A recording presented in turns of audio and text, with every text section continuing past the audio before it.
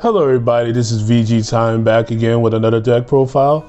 And as you would have seen in the thumbnail, we are looking at the Reboot Announcer Leader. Now, we all know how big of a fan of World Tournament I am. Even though the cards have been severely power crept, this leader helps it out quite a bit, and I'm just going to get into it right away. So, has a permanent that's the same as the previous one, where you can only include World Tournament battle cards into the deck. But it adds an additional wrinkle in that it prevents you from playing multicolor cards.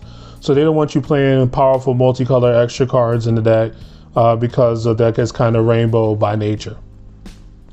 The reason for that being is that the permanent removes all specified costs from World Tournament cards, but the additional wrinkle they added again is that he is able to ignore the color requirements of the cards.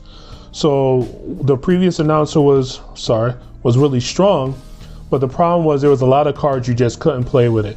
There was like the boss monsters for yellow because it required a yellow World Tournament leader. The boss monsters for green required a green World Tournament leader, and so on and so forth. So he had a large pool of cards, but he wasn't able to access every card. This announcer can. Now, one thing they changed that I did not exactly love, but I'm okay with it, is that now in order for him to get cards, he has to attack. The previous leader just requires you to play a card, so you got to double up on searches and things like that, but this one is still fine. Lastly, the Awaken is the same for less life, untap to flip them over. On the back side, same permanent as the front side regarding the cost requirements and removal of specified costs. Same swing, draw a card, but what makes him powerful is his activate main once per turn, which is a grand upgrade over what it was pre-4. So you get to pay one and play a World Tournament card that is mentioned in the text of another World Tournament card already in the battle area. So that means that you are able to make your pairings for one energy, which is a big upgrade for a lot of these pairs that we play in this deck. So that's enough with the leader. Let's get into it. So you have a lot of routes you could go. You could go blue, you could go green, you could go yellow. You could do a combination of the three, but I chose to go to the route of blue. So what this gives us is a very strong early aggression. And this is one of the key cards to producing that, which is Videl, Proudest Mother. So Videl requires that you have no battle cards in play. You get to play her for 2 energy. And then when you play her, you get to play Hercule from your hand. Then at the end of the turn, you get to send Videl to the drop to play Pan from the deck. So the Hercule and Pans that this card is talking about is Hercule, Proudest Grandpa, who still is one of the coolest cards out there. Barrier, 3 drop, has an auto that says when Pan, Proudest Granddaughter comes into play, you get to draw 2 and untap 1. And now this auto is not once per turn. So if you could keep playing multiple Pans in a turn, you get to draw, that many cards and untap, that amount of energy. That becomes powerful when you come into play with, when you take into mind the leader's ability. So, Pan, Proudest Granddaughter, when she comes into play, if the Hercule is there, she gets plus 10k and double strike. She's already a 15k dual attacker, but then she becomes a 25k dual attack double striker as long as the Hercule is out there. So this right here is your turn 2 play, her into him into that, and then you get to draw 2 cards and untap an energy to be able to defend it. And your opponent has to be able to have barrier removal right away or the ability to take down a 25k really quickly. That's in active mode. So next up we have Goku Oob. Familiar to all those that play World Tournament. Goku plays Oob. Oob puts 2 on the bottom if there's a Goku in play, and Goku pumps them both if he played the Oob that turn. What makes this better now is that the leader is able to play the subsequent Oobs. Like once you have a Goku out there, there's no real reason to play another Goku. But if you draw the Oobs, you can pay 1 to play an Oob and just scoop 2 cards to the bottom of your opponent's deck.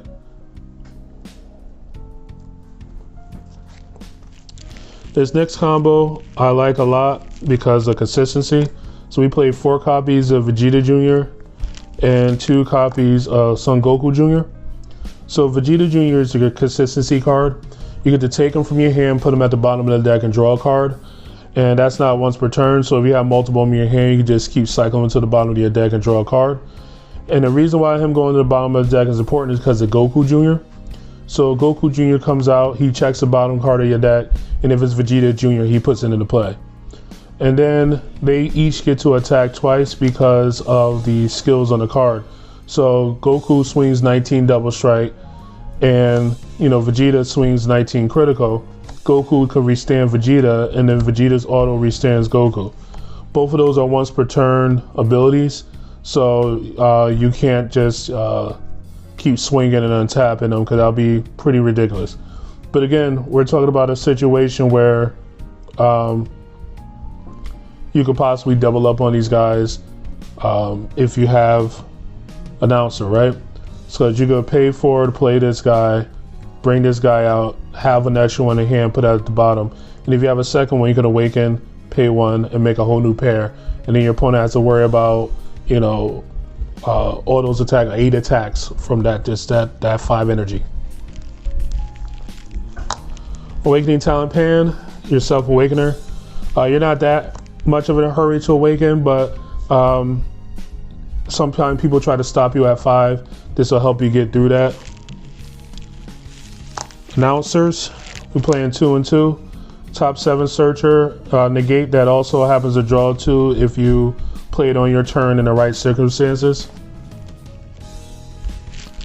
Dende allows you to search all this from your deck and put it into the warp, and then at the beginning of your next turn you get it to your hand. What Dende also does is allow you to set up a pair like Goku Oob or a pair like Hercule Pan by paying a total of 3 energy, 1 to play him to warp 1 from the deck, and then 2 to warp another one from the deck that's 3 or less, but that one comes into play the following turn. So you get a free guy into play, and you get 1 to your hand at the beginning of the turn, in which case you then play that second one to get your skill.